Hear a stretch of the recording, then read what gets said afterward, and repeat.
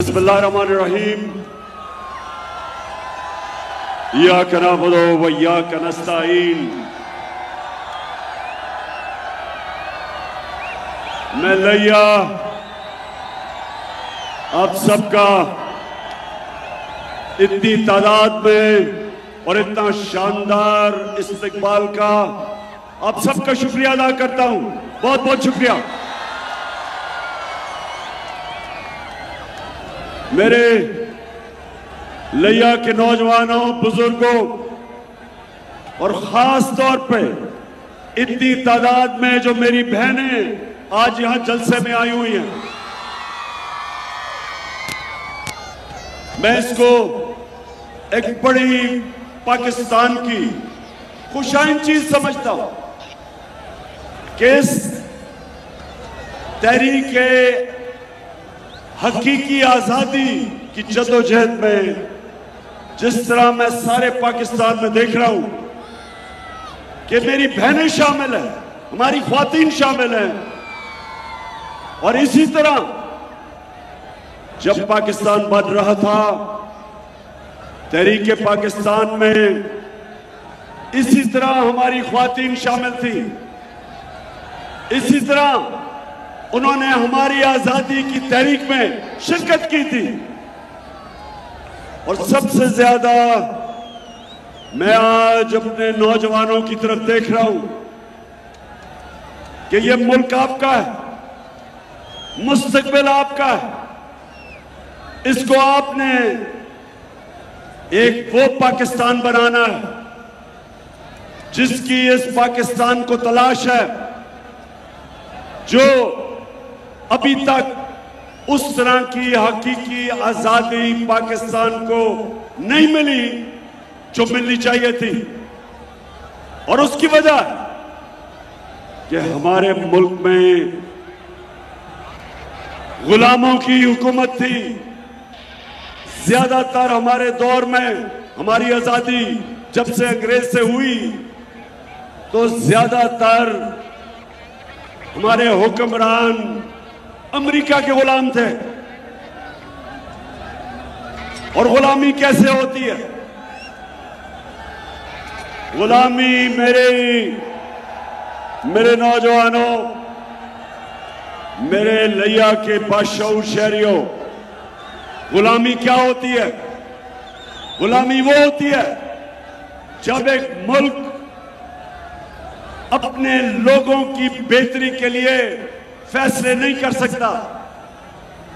उस मुल्क में जो ऊपर गुलाम बैठे होते हैं वो अपनी अवाम को कुर्बान करते हैं किसी और मुल्क के मफादात के लिए। आपको सबको, बुजुर्गों को याद होगा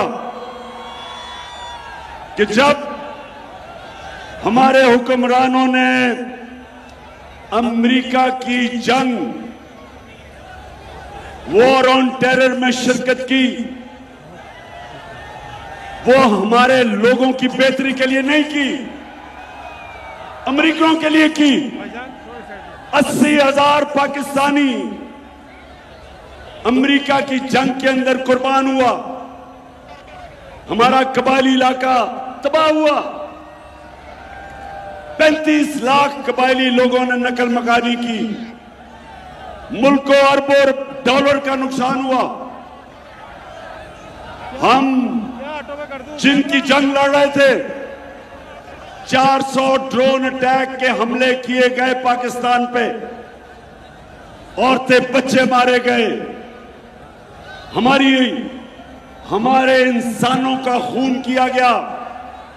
और जब कबायली इलाके में लोगों की औरतें बच्चे मारे जाते थे तो वह हमारे से मुल्क से बदला लेते थे, हमारे फौज के जवानों से बदला लेते थे, हमारे शहरियों पे खुदकुश हमले करते थे। और कभी किसी ने यह नहीं पूछा कि हमारा अमेरिका की जंग से क्या लेना देना था। और उसकी वजह यह कि हमारे हुक्मरान अमेरिका के खौफ से उसकी गुलामी करते थे। तो जब मैं वजीर आजम बना, मैं वो जो अपनी कौम से 26 साल 22 साल पहले जो वादे कर रहा था, मैं वही अपनी कौम को कहा कि मुझे जब भी अल्लाह ने मौका दिया तो ना मैं कभी किसी के सामने झुकाऊं, क्योंकि मैं अल्लाह में मानता हूं। मैं ला इलाहा इल्लल्लाह मेरे दिल में है।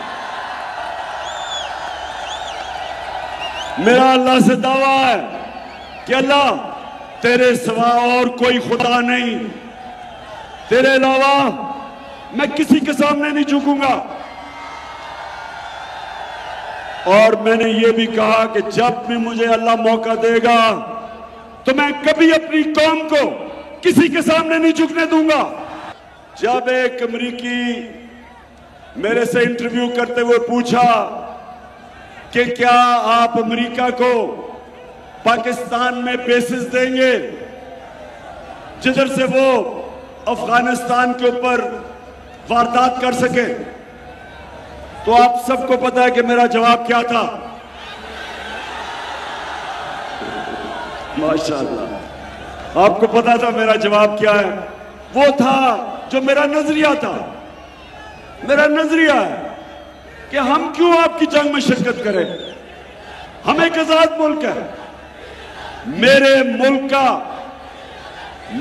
मुल्क का क्या फायदा है कि हम आपकी जंग में शिरकत करें। जिस तरह जनरल मुशर्रफ ने उनकी जंग में शिरकत की और फिर ये दो करप्ट डाकू जरदारी और नवाज शरीफ जब ये इक़्तिदार में आए तो उन्होंने और ज्यादा अमेरिका की खिदमत की, क्योंकि इनका अरबों डॉलर चोरी करके पाकिस्तान से इन्होंने मगरबी बैंकों में और ऑफशोर अकाउंट्स में रखा हुआ था।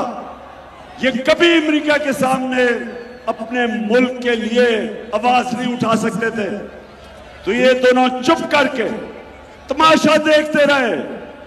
400 ड्रोन अटैक उन्होंने हमारे मुल्क पे किए, जिनमें औरतें बच्चे मारे गए, बूढ़े लोग मारे गए। और कभी इन दोनों डाकुओं की जुर्रत नहीं थी कि अमेरिका को कहे कि ये सारे इंसानी हुकूक इंटरनेशनल लॉ के खिलाफ था।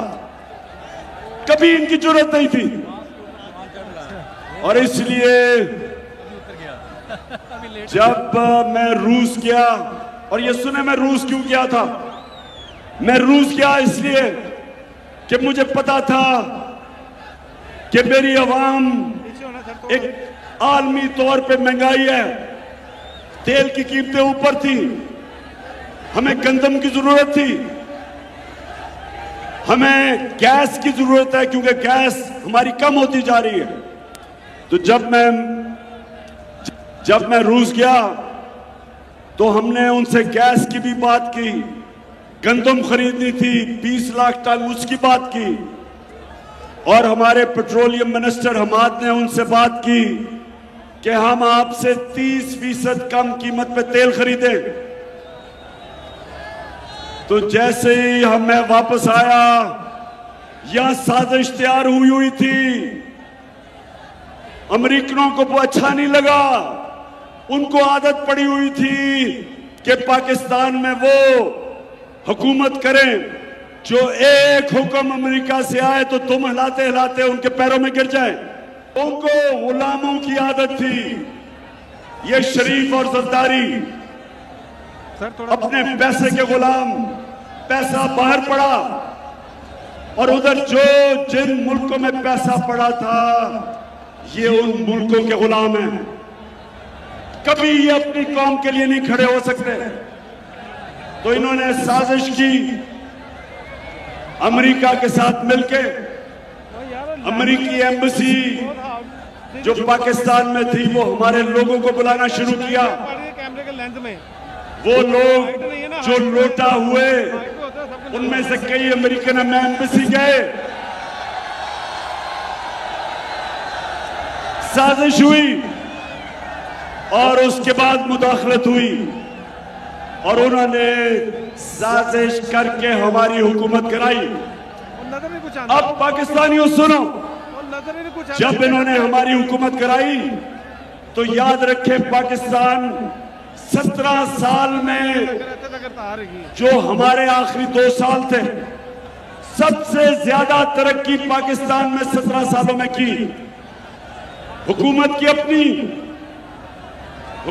की जो अपनी इकोनॉमिक सर्वे ऑफ पाकिस्तान है, जो वो किताब में पाकिस्तान की माइशत की जो हालात है, उसके मुताबिक 17 साल में पिछले 2 सालों में सबसे ज्यादा तरक्की की पाकिस्तान ने। 5.6% तीसरे साल में और चौथे साल में 6% पाकिस्तान की दौलत में इजाफा हुआ। 17 साल के बाद हमारी तारीखी एक्सपोर्ट्स, मतलब के तारीखी पाकिस्तान में डॉलर आए। हमने एक्सपोर्ट्स की, बैरून मुल्क पाकिस्तानियों ने हमारे पे एतमाद करते हुए सबसे ज्यादा डॉलर भेजे, और हमने सबसे ज्यादा पाकिस्तानी कौम से टैक्स इकट्ठा किया, क्योंकि उनको इत्मीनान था कि इमरान खान चोरी करके पैसा बाहर नहीं भेज रहा। और इंडस्ट्री, सनत, कितनी देर के बाद पाकिस्तान की सनत ने उठना शुरू किया। टेक्सटाइल ने रिकॉर्ड प्रोडक्शन की। और सबसे ज्यादा खुशी मुझे ये कि मैंने अपने किसानों की मदद की। हमने अपने किसानों के लिए पॉलिसीज बनाई। जो चीनी माफिया, जो शुगर माफिया था, जो बेचारा किसान मेहनत करता था, गन्ना लेके जाता था शुगर मिल, और उसको ना कीमत मिलती थी, ना पूरी कीमत मिलती थी, कटौती होती थी, और फिर पैसे भी साल के बाद देते थे। हमने आके कानून बनाया। हमने कहा जैसे ही किसान बेचेगा उसी वक्त पैसा मिले और उसको पूरी कीमत मिले। और कीमत पूरी हमने दिलवाई अपने किसानों को। हमारे किसानों ने रिकॉर्ड पैदावार की। 2 साल गंदम की, चावल की, गन्ने की, मकई की रिकॉर्ड पैदावार हुई। देहातों में खुशहाली आई, इतना पैसा गया देहातों में, और हमारा जो देहातों में गुर्बत थी वो कम हुई। रोजगार सारे बर्रे सगीर में सबसे ज्यादा रोजगार पाकिस्तान ने दिया। हमने ना पीपल्स पार्टी ना नून लीग, किसी ने इतना रोजगार नहीं दिया जो हमारे दौर में हुआ। और जब ये हो रहा था, जब पाकिस्तान आगे बढ़ रहा था, जब हमारी माशत आगे बढ़ रही थी, तब इन्होंने साजिश करके गवर्नमेंट कराई। ये कहते हैं आके कि जी IMF की वजह से इन्होंने कोई मुआहदे कर लिया IMF से, इसलिए इनको कीमतें बढ़ानी पड़ी। मैं इनसे सवाल पूछता हूं, तुम तो IMF के साथ 3 महीने हो, हम तो 2.5 साल थे। हमने क्यों नहीं कीमतें बढ़ाई? हमने क्यों नहीं महंगाई की? और मैं दूसरा सवाल इनसे पूछता हूं कि हमने सिर्फ महंगाई नहीं रोक के रखी थी, क्योंकि आलमी महंगाई थी। पाकिस्तान दुनिया में, मैं चैलेंज करता हूं, हमारे दौर में सबसे सस्ता मुल्क पाकिस्तान था। हमने सबसे बड़ी काम किया कि हमने तेल, डीजल और पेट्रोल की कीमतें नीचे की। हमने ये सुने जरा, दुनिया में तेल की कीमतें ऊपर जा रही थी। हमने अपने लोगों को महंगाई से बचाया। हमने पैसा इकट्ठा करके सब्सिडाइज किया तेल। हमने पेट्रोल, जब हम गए थे तो पेट्रोल 150 रुपए लीटर था, और फजलुर रहमान 144 रुपए लीटर था। तो मैं आज पूछता हूं कि शहबाज शरीफ मुझे बताओ कि जो आज इंटरनेशनल आलमी में मंडी में जो तेल की कीमत है, वो तो उससे भी कम हो गई जो हमारे दौर में थी। तो अगर आपको अवाम की फिक्र है, और अगर आप वाकई अपने आप को खादमे आला कहते थे। तो खादमे आला साहेब, आज आलमी मंडी में तेल वो उससे भी कम है जो जब हम छोड़ के गए थे। तो आज आपको खादमे आला साहेब, आज आप अगर वाकई खादमे आला हैं तो आज आपको भी पेट्रोल को लाना चाहिए 150 रुपए लीटर और फजलुर रहमान को लाना चाहिए 144 रुपए लीटर।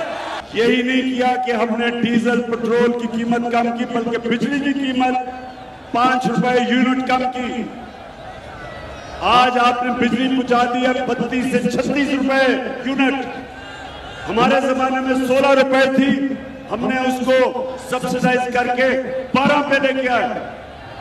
तो मैं आज सवाल पूछता हूं कि हम भी IMF प्रोग्राम में थे, आलमी महंगाई हमारे जमाने में भी थी, लेकिन हमने सिर्फ कीमतें नहीं नीचे रखी, हमने हेल्थ कार्ड दिया जो पाकिस्तान की तारीख में सबसे बड़ा फलाई काम, कि हर खानदान को हमने फैसला किया हर खानदान को 10 लाख रुपए की हेल्थ इंश्योरेंस दे, किसी भी अस्पताल में अपना इलाज करवा सकते थे।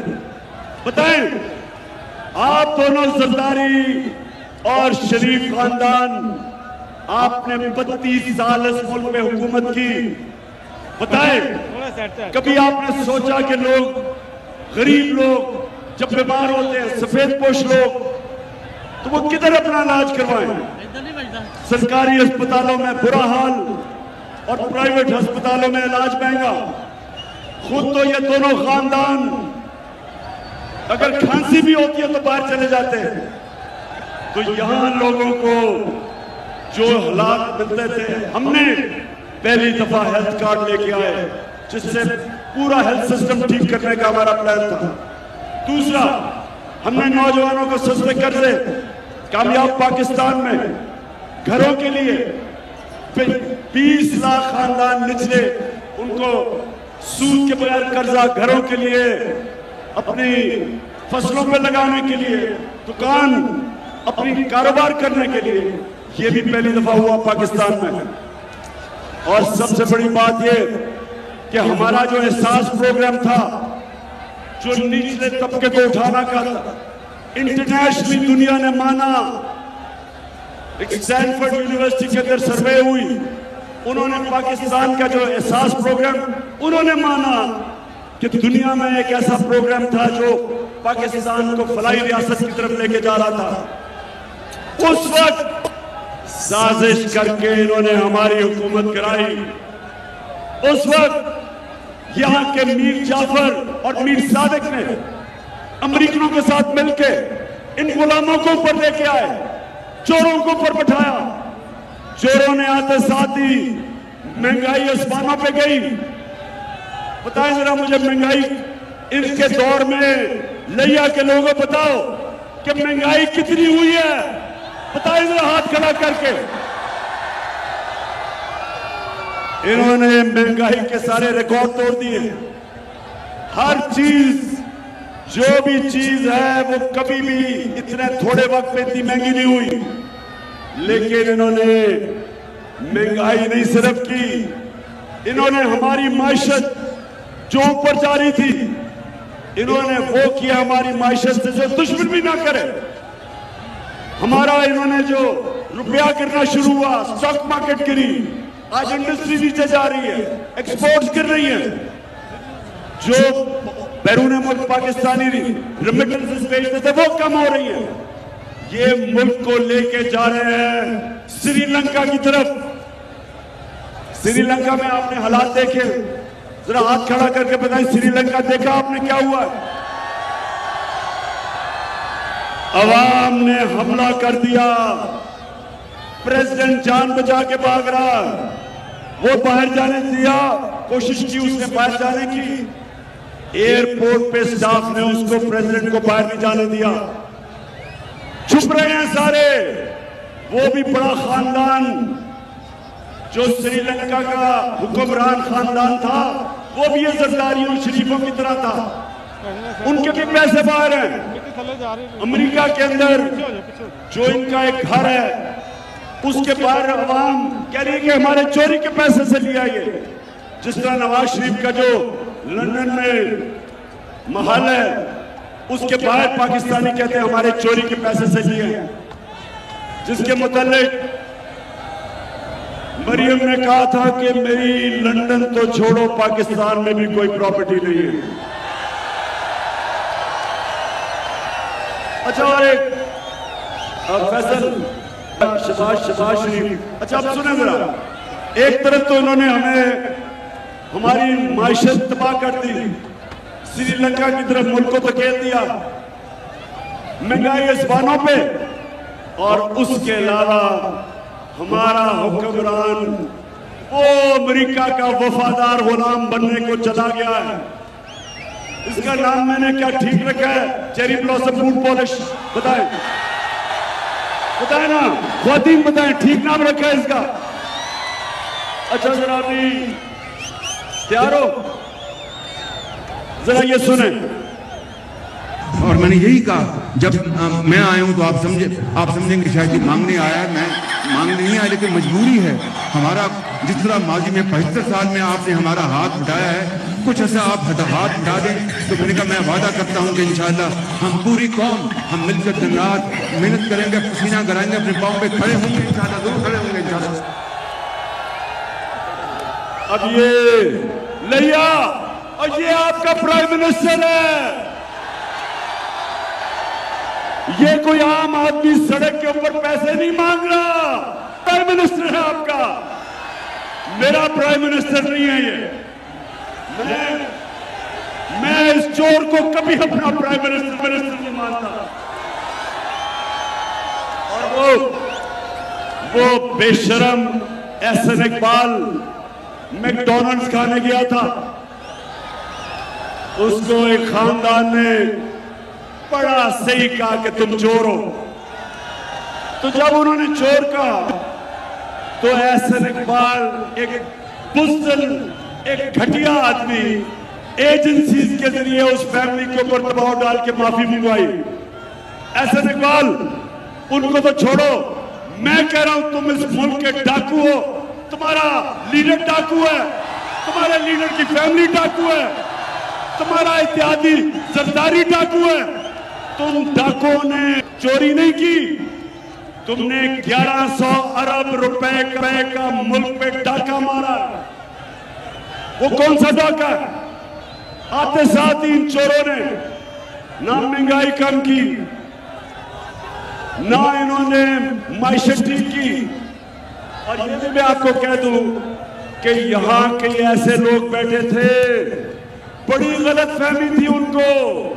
वो शहबाज शरीफ को वाकई समझते थे कि ये कोई बहुत बड़ा तुरफ खान है। उनको नहीं पता कि इसकी सारी डेवलपमेंट इश्तिहारों में होती थी, अवाम के पैसे से इश्तिहारों में। तो वो बड़ा समझ रहे थे कि शायद ये कोई पाकिस्तान की माइशत उठा दे, तो उसने माइशत भी तबाह की और सारा दूध का दूध पानी का पानी हो गया कि असल में ये क्या है। उसने अवाम का माशी कत्ल किया और उसके बाद सब एक ही काम के लिए आया था कि 1100 अरब रुपए नैब में पड़े थे इन चोरों के, जो हमने वसूल करने थे। आते साथ ही असेंबली के अंदर इन्होंने नैब की अमेंडमेंट करके 1100 अरब रुपए अपनी जेबों में गए, इनके 1100 अरब रुपए माफ करवा लिए। ये इन्होंने आपका पैसा, लिया के लोगों आपका पैसा है ये इन्होंने आके किया। और इसलिए ये मेरी आज सब बात सुन लो, पाकिस्तान की तारीख लिखी जा रही है। तारीख पाकिस्तान की कभी उन लोगों को माफ नहीं करेगी। इस मुल्क की तारीख कभी उन लोगों को माफ नहीं करेगी जिन्होंने ये मुल्क के ऊपर इतनी बड़ी साजिश की, जिन्होंने हमारे मुल्क को ना तो सिर्फ गुलामी की तरफ लेके गए, बल्कि एक माशियत जो अच्छी भली ऊपर जा रही थी। इकोनॉमिक सर्वे ये गवाह है कि 17 साल के बाद हमारी माइशत ऊपर जा रही थी, उसको उस वक्त इन्होंने गवर्नमेंट करा के इन चोरों को लेके आए। ये मुल्क की तारीख इनको माफ नहीं करेगी। आप माफ करेंगे? बताओ, माफ करोगे? इंशाअल्लाह 17 तारीख को इस मुल्क में इंशाअल्लाह बड़ी तब्दीली आने वाली है।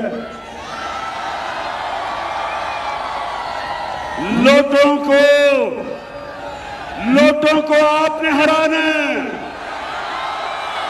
लैया जरा हाथ खड़ा करके बताए कि लोटों को आप हराएंगे। लैया, आपकी सबकी मैं ड्यूटी लगा रहा हूं, नौजवानों आपकी खास तौर पे, और उसके बाद अपनी बहनें आपके लिए ड्यूटी है। आपने घर घर जाना है, आपने घर घर जाना है, और आपने हर एक को जब दरवाजा खटखटाएंगे एक चीज कहेंगे कि ये इलेक्शन नहीं हो रही, ये जहाद हो रही है हकीकी आजादी के लिए। ये चोर अगर आपके मुल्क के ऊपर मुसल्लत हो गए तो याद रखें, नौजवानों आपका कोई मुस्तकबिल नहीं है, मेरी बहनों आपके बच्चों का कोई मुस्तकबिल नहीं है। एक गुलाम मुल्क अच्छा गुलाम ही रहता है। परवाज सिर्फ एक आजाद मुल्क की होती है। आजादी है तो परवाज है, गुलामी है तो इंसान, वो कौम चूंटियों की तरह रेंगती है जमीन पे। आपने अगर ऊपर जाना है तो जब आपने अगर इकबाल का शहीद बनना है तो गुलामी की जंजीरें तोड़नी पड़ेगी। आप सबको मेरे पाकिस्तानियों याद रखें, गुलामी की जंजीर तोड़ता है एक कलमा, ला इलाहा इल्लल्लाह। ए अल्लाह, हम कोई किसी को नहीं मानते तेरे सिवा, किसी के सामने नहीं झुकते। इंसानों को आजाद कर देता। मदीना की रियासत में मेरे नबी सल्लल्लाहु अलैहि वसल्लम ने वो अरब जिसकी कोई हैसियत नहीं थी, दो बड़े बड़े सुपर पावर थे, एक मगरिब में एक मशरिक में, एक रोम और एक पर्शियन एम्पायर, दो सुपर पावर्स थी। बीच में वो अरब थे जिनकी कोई हैसियत ही नहीं थी। दुनिया के अजीम लीडर मेरे नबी सल्लल्लाहु अलैहि वसल्लम ने अपनी कौम को तौहीद पे, ला इलाहा इल्लल्लाह पे उन्होंने आजाद कर दिया। उन्होंने जंजीरें तोड़ दी और देखते देखते दो बड़ी सुपर पावर्स उनके सामने झुक गई। दुनिया की अजीम पावर बनी, दुनिया की इमामत की मुसलमानों ने, क्योंकि मदीना की रियासत में मेरे नबी ने उनकी जंजीरें तोड़ दी। ला इलाहा इल्लल्लाह ये इंसान की आजादी का राज है, ये इंसान की परवाज का राज है। और जरा फिर से सुनाना वो शहबाज शरीफ ने क्या कहा था। मैं आपको बता दूं आजादी और गुलामी में क्या फर्क है, सुने जरा।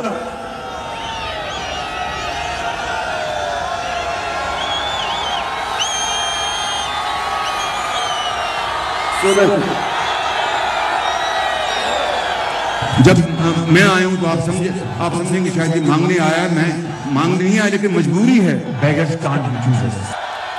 और मैंने यही कहा, जब मैं आया हूं तो आप समझेंगे शायद ये मांगने आया है। मैं मांगने नहीं आया, लेकिन मजबूरी है। हमारा जिस तरह माजी में 75 साल में आपने हमारा हाथ उठाया है, कुछ ऐसा आप हाथ उठा दें तो मैंने कहा मैं वादा करता हूं कि इंशाअल्लाह हम पूरी कौम हम मिलकर दिन रात मेहनत करेंगे, पसीना कराएंगे, अपने पाँव पे खड़े होंगे इंशाअल्लाह। अब ये लड़ियो नौजवानों सुनो जरा, अब ये सुनो, ये है जब एक इंसान का नजरिया नहीं होता, ये है जब ला इलाहा इल्लल्लाह इंसान को आजाद नहीं करता। भिखारी बना हुआ जी, मैं आया हूं भीख मांगने, मुझे पैसे दे दे। मुसलमान सिर्फ अल्लाह के सामने हाथ फैलाता है और किसी के सामने नहीं। और ये प्राइम मिनिस्टर है मुल्क का।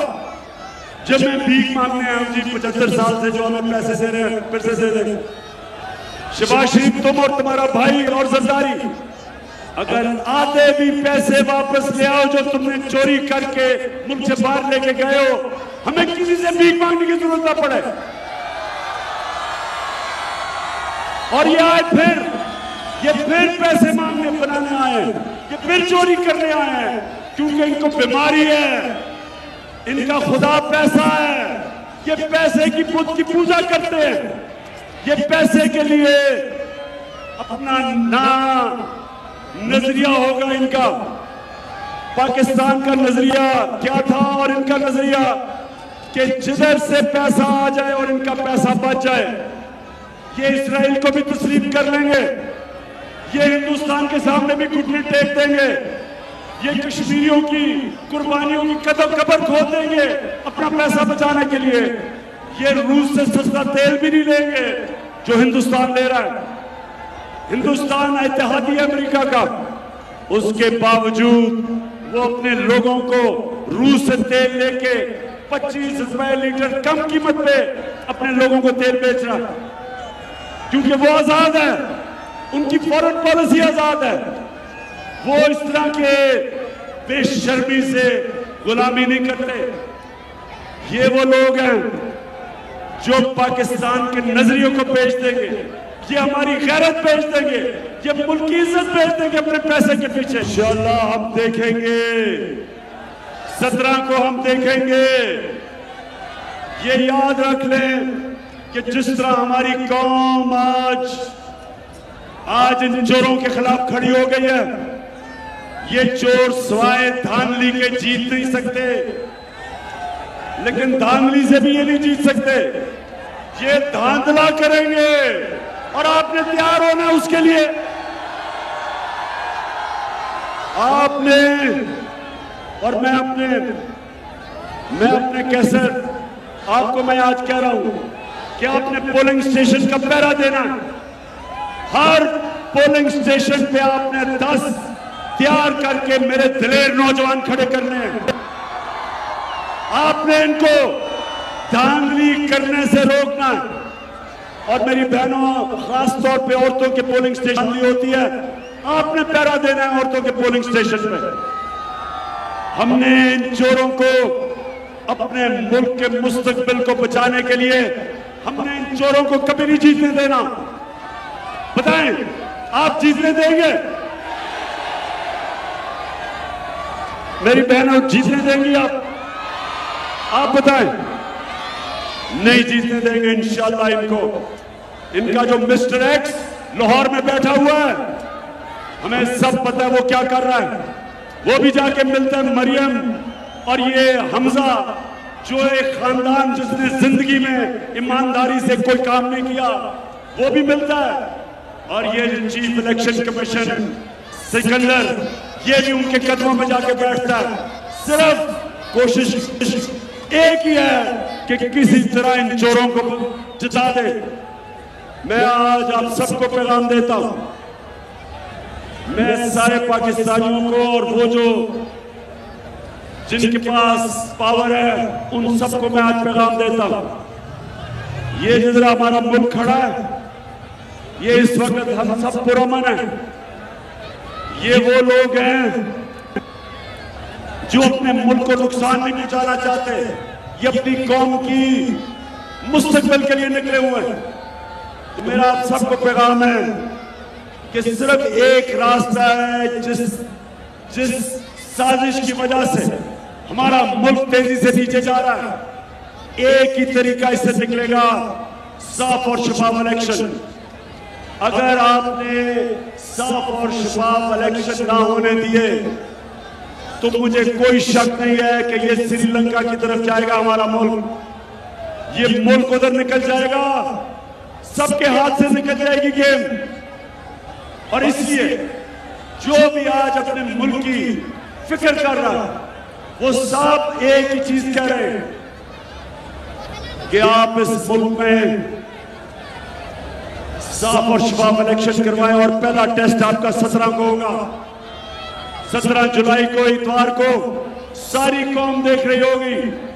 मैंने अपने नौजवानों को कहा कि मोबाइल फोन पकड़े, एक एक पोलिंग स्टेशन के ऊपर आपने पहरा देना है और उससे पता चल जाएगा कि पाकिस्तानी अवाम किधर खड़ी है। और पाकिस्तानी अवाम आखिर में मेरे लिया के बादशाह शहरियों, वैसे मैं आपके जज्बे और जुनून को आज सलाम पेश करता हूं। गर्मी में जो आप खड़े हुए हैं, मेरे सारे कपड़े गीले हो चुके पसीने से और आप तो जुड़े हुए हैं दूसरों से, तो सलाम करता हूं आपको मैं। लेकिन लिया एक ही तरह ये जीत सकते हैं, धांधली करके और दूसरा आपके ऊपर खौफदारी करके। ये आपको डराएंगे जिस तरह ये सहाफियों को खौफ फैला रहे हैं, डरा रहे हैं, FIR काट रहे हैं। इमरान रियाज को पकड़ के इन्होंने जेल में डाला और उसके ऊपर ज़हनी तौर पर तशद्दुद किया। एयाज हमीद, अरशद शरीफ, समीर इब्राहिम,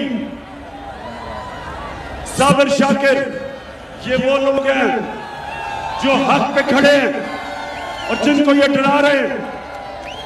मेरे पाकिस्तानियों, ये वक्त है एक चीज समझने का कि यजीद ने जब इमाम हुसैन के ऊपर जो इसने अपनी फौज जब सामने खड़ी इमाम हुसैन के, तो याद रखे कि कूफा के लोग न्यूट्रल हो गए। कूफा के लोग न्यूट्रल हो गए यजीद के खौफ से, उसके जुल्म से। और सारी जिंदगी कूफा के लोगों ने एक ही चीज, एक पछतावा था उनको कि क्यों नहीं हमने हजरत इमाम हुसैन की मदद की। आज भी वो है, ये चोर एक तरफ है, थोड़े से सारी कौम दूसरी तरफ है।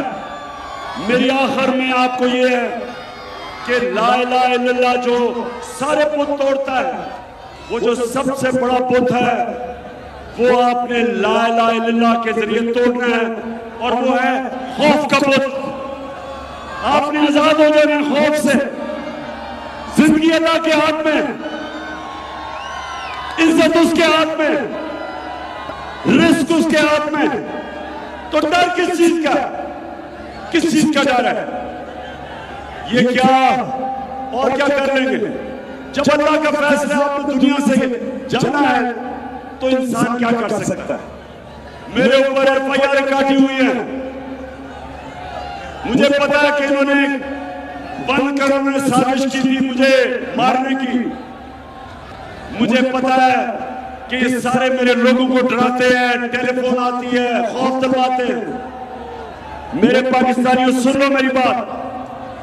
जब ईमान आ जाता है इंसान में, वो इन सारे हर किस्म के खौफ से आजाद हो जाता है।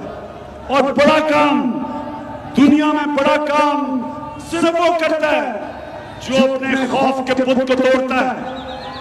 किसी ने आज तक बड़ा काम नहीं किया, जो पूछते लो।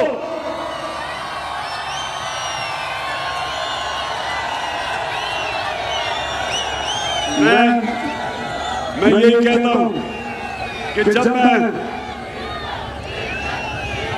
अपने अल्लाह के पास जाऊं तो मैं एक चीज चाहता हूं कि मैं अल्लाह को सिर्फ सामने खड़े होके फख्र से ये बता सकूं कि अल्लाह, मैंने अपनी कौम को ला इलाहा इल्लल्लाह का सही माने में मतलब समझा दिया और इंसानों को आजाद कर दिया।